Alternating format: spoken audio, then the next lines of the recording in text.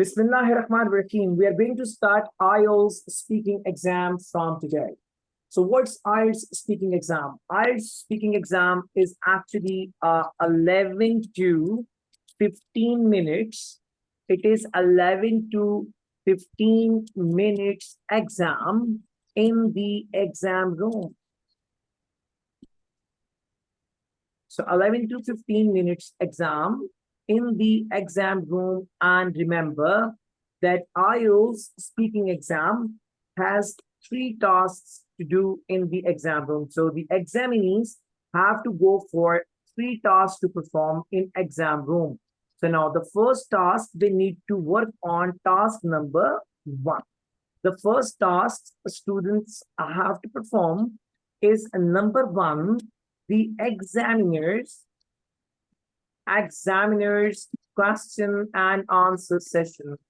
Examiner question and answers.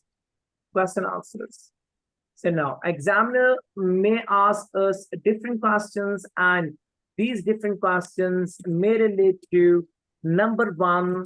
First one normally remains the same. Name. About the first question will be about your name. The second question may be about your ID. The third question may be about you are a student or a working person. And the third question normally remains to a bit elaboration, a bit explanatory, explanation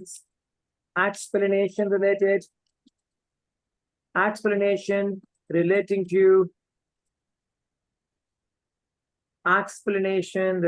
to your study. If you are a student and you're working on the study, the question normally contains about the subjects you like,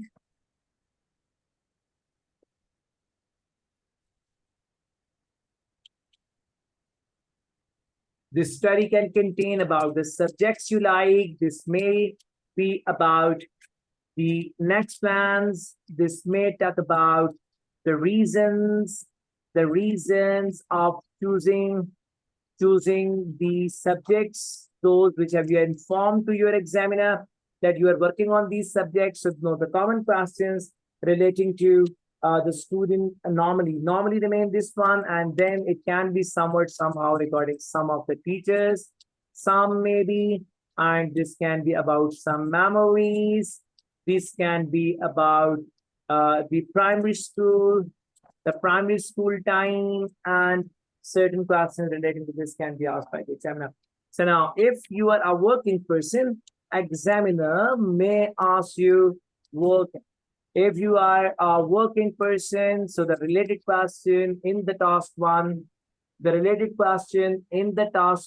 can be related questions for task 1 related working can be why this profession. Number 2, this can be future prospects of this profession. This can be number 3, or C, it can be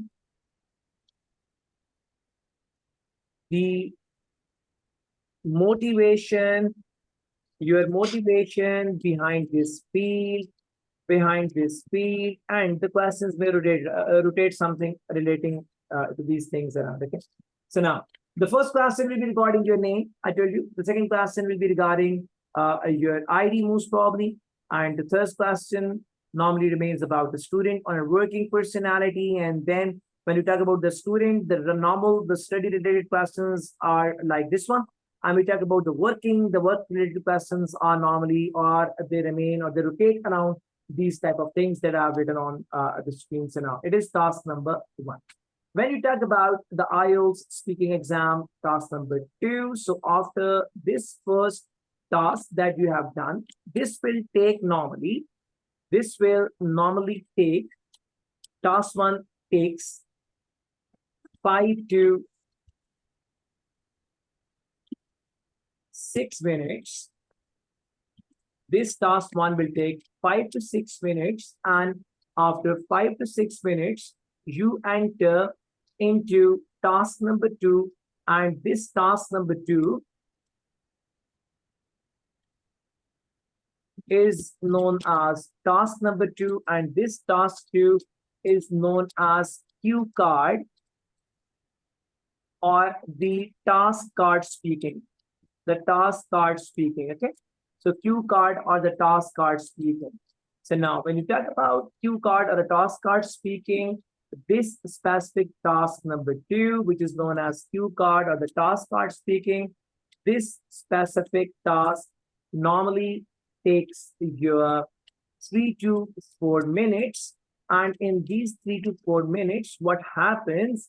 1 minute is given to the student, 1 minute is given to the students, to the examinees rather, for their preparation, for their prep, की तैयारी के लिए, and then after 1 minute, they speak to students or the examinees speak for 2 minutes on a well-explained topic that is given on the cue card. So now 1 minute is given for the preparation to the students, and then students speak upon a specified topic for 2 minutes. Okay. So now it is known as a cue card task. Right? After this task, students have to go for the task number 3, and this task number 3 again requires students this task number 3 again requires students to work on a examiner question answer session. Again, examiners question and answer, questions and answers again. So second time a student undergo an examiner's question and answer session, and here the common questions that examiner may ask question may relate to the first very broad chances that the questions may relate to cue card. So what you have spoken on the cue card topic, normally examiner asks the question relating to that topic. These are known as the follow-up questions. So when you speak upon a topic for 2 minutes, examiner asks certain questions relating to that topic, and that topic is what the topic that has been given on the cue card. Number 1. But sometimes nowadays this has been seen. Sometimes these questions are very general. These questions can be very general. These may not be regarding the cue card. These can be as open and as these were there in your task number 1. So what you have to do in IELTS speaking exam, the students come across 3 type of tasks. The first task students come across is the task of is known as task number 1, the task number 2, and then they come across task number 3. Okay. So now the first task that students come up, and when they meet the examiner, the first thing what they have to do is task number 1 is that I'm repeating again, and just take it like that. So re-grab kare, and then it is what it is examiners question and answer session. The very common questions which relate to which are relating to or which are regarding the task number 1 is about the name. These are about your ID and you're a student or you're a working person. And then we talk about the study related questions, maybe regarding the subjects, about the next plans, about the reasons of doing subjects, some teachers, some memories, primary school maybe. So in this way, you see yourself in the discussion with the examiner on questions relating to these all things. And then we talk about the working. When we talk about the working person, the common questions that examiner works on or he rotate the questions for you.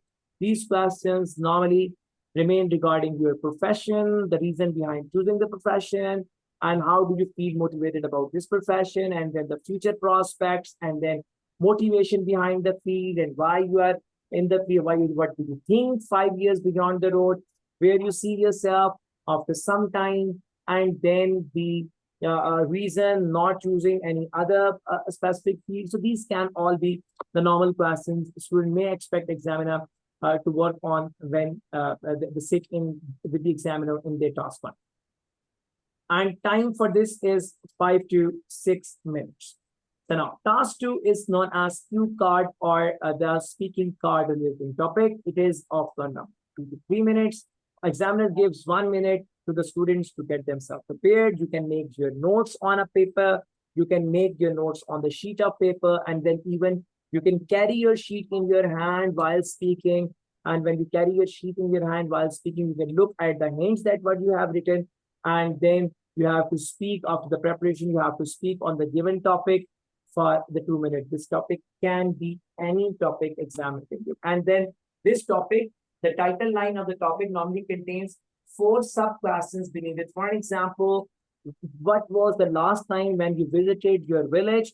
And it can be written beneath that. Below that, it can be written, what is the name of your village? When you visited, what you did over there?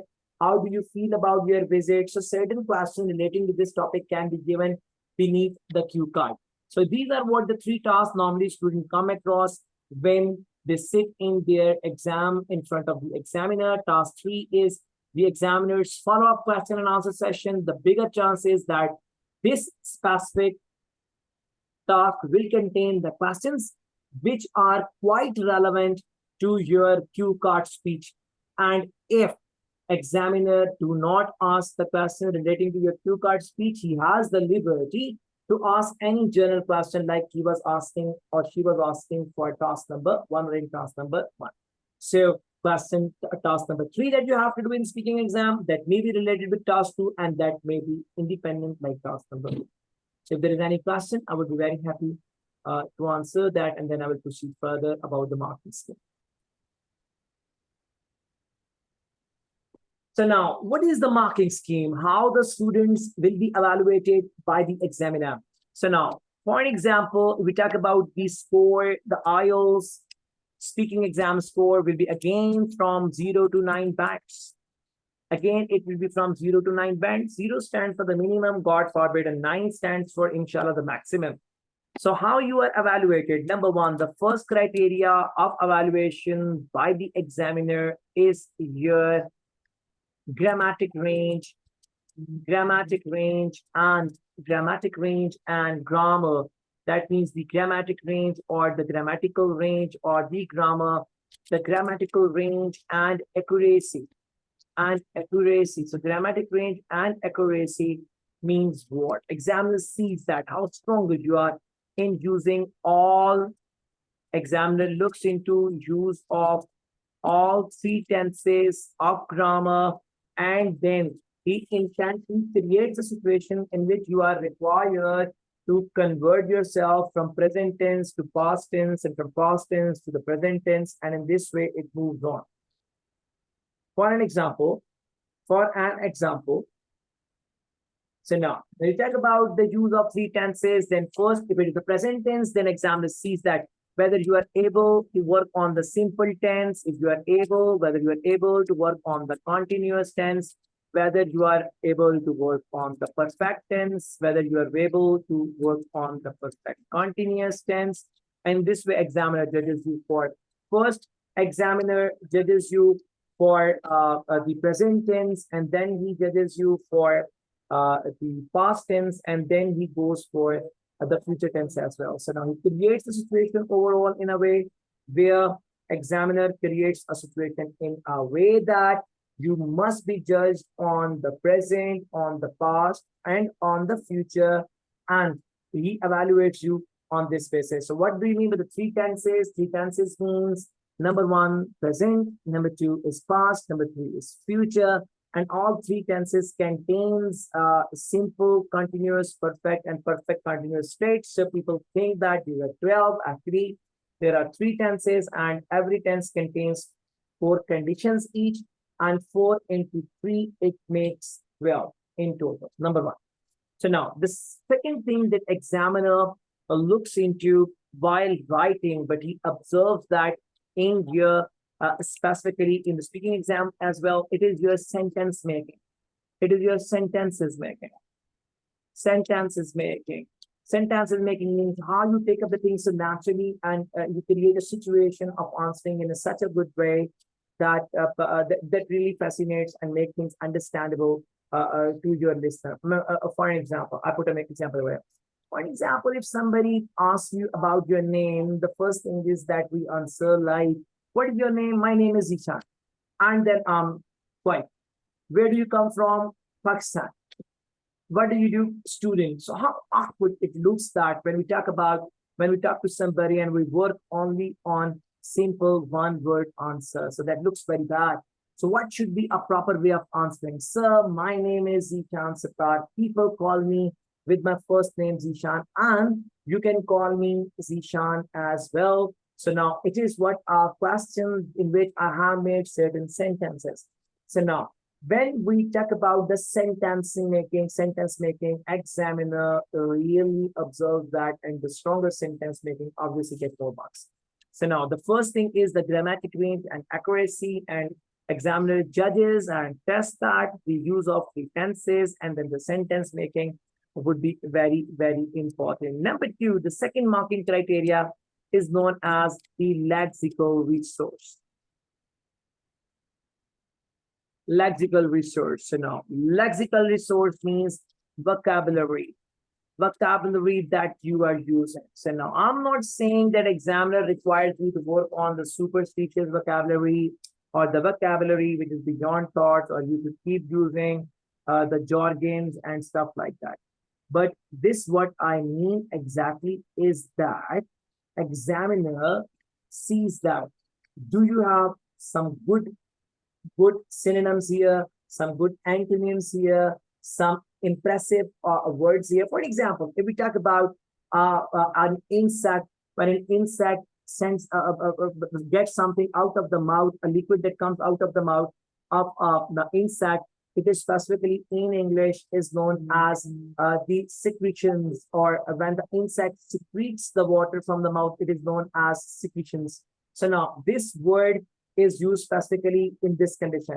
When somebody wins a game in the race, we say that the person has won the game by the lead of this one. If somebody loses a game, we use the word the person lost by the gap of these much meters. So what I mean to say is that examiner sees that, are we strong enough in our conditional words vocabulary? Are we strong in the situational words vocabulary? Are we strong in the synonyms? Are we stronger in the antonyms? For example, if we talk about, I talk about the conditional words.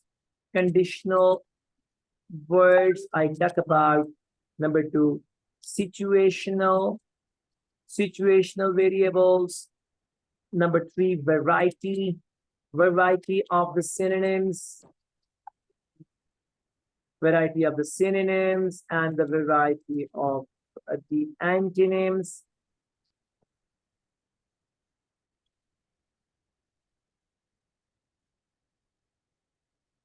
Variety of the antonyms. So now, examiner sees all these things. So for an example, since our childhood, we have only listened one word for downward trend, and that one word is known as decrease. This, whether this could have not been decrease, could have been like, this could not have been like, for example, decline, decrease, decline, drop, depreciation, deterioration, dip. These all words could have been used, but unfortunately, since the childhood, we are only told, the teachers have only, or we have only been told for only one word, that is decrease. Increase, rise, mount, climb, uprise, raise. These all words can be used as the synonyms for this specific word, increase.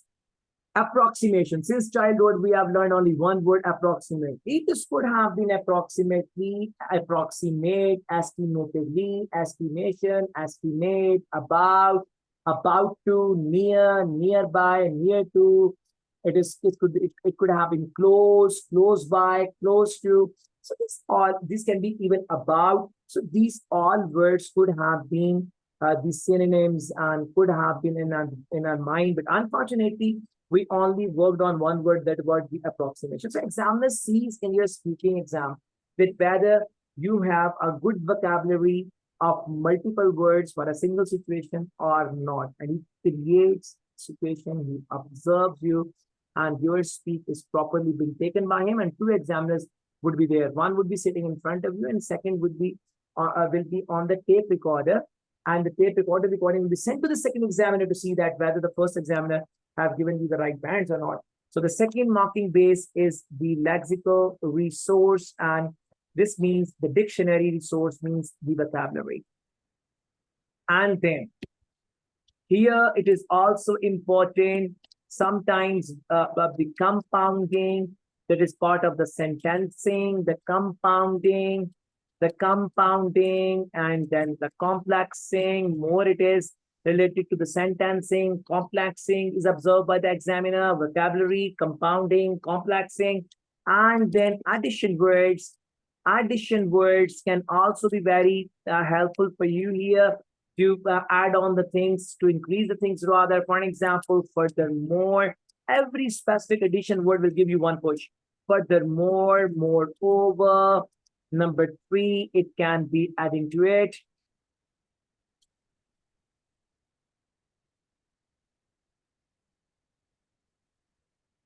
Moreover, adding to it, in addition, and then it can even be, it is noticeable, and then it is number next one, it is also accountable, and then accountable, it can be finally, it can even be lastly. So these all addition words can be very helpful during speaking exam to push yourself to the next sentence. For example, if examiner asks us about that, where do you come from, or examiner asks us to explain our hometown, for example, and we start by this one. So I belong to a small town, or I belong to a city that names Gujarat, and it is in the center of Punjab province of Pakistan. Furthermore, Gujarat contains a population of about 5 million people who are residing over there. Moreover, the literacy rate of this specific town, Gujarat, is at about 70% in males and 90% in the female, in 30% or the 90% or the 60% in the females. Adding to it, Gujarat has a very, very fascinating cricket stadium, and the new matches of PSL are now being allocated to this city. So these type of things can be very helpful in the cue card speech, where you have to extend yourself to 2 minutes. In addition, Gujarat has 5 national assembly and 11 or 10 provincial assembly constituencies over there. It is also noticeable that Gujarat is an industrial hub where many industrialists are opening and have opened their setups and their companies in the small industrial state. It is also accountable that majority of the people in Gujarat, they belong to the self-employment or the entrepreneurship despite of being employees of others.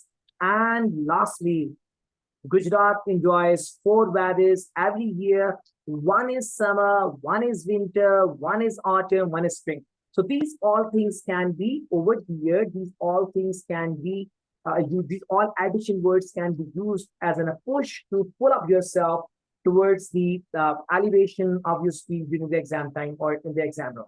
So I'm giving you 1 minute to ask me any question, and then I'm going to work on the next 2 criteria. So now the third marking criteria for examiner in your IELTS speaking exam will be number 3 is your pronunciation. Pronunciation is to do everything with the voice. Pronunciation has to do everything with the phonics. Phonics means the voice, the phonics of any specific question. So phonics of the words, phonics of the word would be very important. For example, if we talk about the French people, they use the word just despite of yes. I met them. They use the word just despite of yes. So saying just yes is known as a mispronunciated word. So what should be done? Every specific word should be spoken on the merit. It is the word cricket. It is not cricket. It is the word topic. It is not topic. This word that is known as Q. It is not Q. It is friend. It is not friend. It is laptop. It is not laptop. So the people who are from the different backgrounds, for example, some of my students who belong to the city, some of my students belong to the state of Azad Kashmir, some of my students belong to the KPK region. So when these different students come across me, everybody is having some of the impact and impression on them from their local areas. So those local area impressions sometimes can make your pronunciation a bit harder and tough to understand. And that leads us to take, God forbid, the lower band in speaking. So what should we do? We should practice much and we should try to eliminate impressions of our area or ourselves and speaking. We should remove them and we should try to practice in the right ways so that the pronunciation errors should not be or could not be there in the example. So phonics means voice of the words, and this voice of the word should be appropriate. It should not be somewhat somehow. It should not be like, it should not be like, it should not be like that. For example, if somebody is having any problem with this one, the pronunciation, for example, belongs to a KPK zone. So I was having a problem with the word friend. I was pronouncing it like a friend. So now I tried, and now I'm talking about very straightforwardly. I speak about a friend like a friend. I do not say it a friend. I use the word laptop for the laptop. Once it was a time that I was with a laptop word. So now practice the weaker words and try pronunciation in front of the examiner. Explain the local words. For an example, where do you come from? So I belong to a city named as Quiretta in Kashmir. So now, what do you mean by the word Quiretta in front of an English examiner? He will not be known to the word Quiretta. So you must convert that word Quiretta into English language. For an example, so can I explain the alien word? For example, sir, I belong to Quiretta. That means the well of rich people in English language. So we should explain the alien words to the examiner. If we will not explain the alien words to examiners, what will happen? This will lead to the pronunciation error, and examiner will not understand them. Obviously, will put us into the pronunciation error. So now, explain the local words, explain the alien words rather. Explain the alien words for the examiner so that he must come to know that what you are trying to say. So now, the next one, number 4, the fourth criteria is known as fluency. What is fluency? Fluency is known as your rhythm, or the fluency means your rhythm, or number 2, your consistency in your speech, consistency in the speaking. What do you mean with this? We do not wrangle. What is your name? Sir, my name is Zeeshan. Where are you from? I'm from so these voices are known as the wranglings, are really disastrous or drastic things for your fluency pattern overall. So what should we do? We should speak out with a normal speed. We should not speak something. Maintain your rhythm. Maintain your rhythm on 60 to 80 words. 80 words a minute. Okay. So do not over memorize the answers. Try to build up your vocabulary and sentencing. If you are known to a thing that he can ask us some question about the hometown, why not to remember 4, 5, 6, 7, 8 sentences about the hometown despite of memorizing the words? If you expect that he can ask you something about the technology, why not to remember and practice 5, 6, 7, 8 sentences about the technology despite of words? If you will If you will practice in the shape of sentences in front of examiner, your fluency will be far more better. Actually, what is the problem? When we try to remember the words only in our head, in front of examiner, our mind works on two things. One on speaking, one on thinking. We think, we put the word in the mouth, we throw it out on the train of the grammar. So we make three things then. Select the word, put that word into your mouth, and then send it out of the word on the train of the grammar. We do work on three things. When we work on three things, obviously, when the mind will be working on three things, this will be definitely hurting one. This will be hurting your vocabulary, or this will be hurting your fluency, or this would be hurting your grammar. One will be damaged. So, despite putting words here in your head, we should, or you should, keep sentences here in your head to be used in any specific scenario. When you are known to a thing, then when I'm giving you a book is given to you. So all topics in the book must be prepared in the sentences format, despite of the words format. And you should speak in front of the examiner with a speed of about 60 to 80 words maximum, so that you should be clear, so that you should be vocal, so that you should be understandable. And when you will maintain the slow speed, this will not create anger, and this will help you out to think a bit during your speaking, and this will not harm you as well. So the 4 marking criteria would be fluency, pronunciation, lexical resource, grammatic range, and accuracy. Examiner will really be judging you upon. So tomorrow's class will be on the certain tips of the speaking. And after the tips of speaking, I would be starting the class on the same day with the speaking upon first 5 topics of the book. Those are: number 1, name; number 2, work or study; number 3, about the hometown, about your home; and number 4 is spending time with others. So first 5 topics of the book will be discussed or interviewed by Zeeshan sir by himself in the class. So everybody must be ready to discuss 5 first topics with me in the class.